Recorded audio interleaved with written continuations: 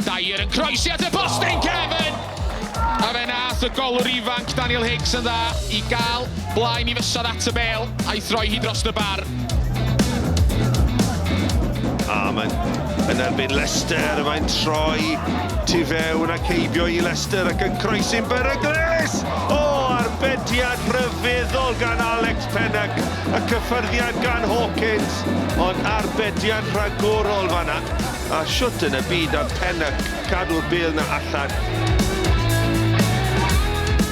Lock mae'n gyflym yr ergyd, o mae'n tan o draws!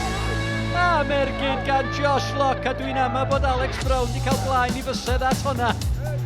Taran o ergyd gan Josh Lock. Sy'n pwyso ac o angen yr arbediad na gan Sam Seager. Honna oedd y cyfle I wrthffordd Walters ar peniad, ond Seager yr arwr I met gyda yn y diwedd.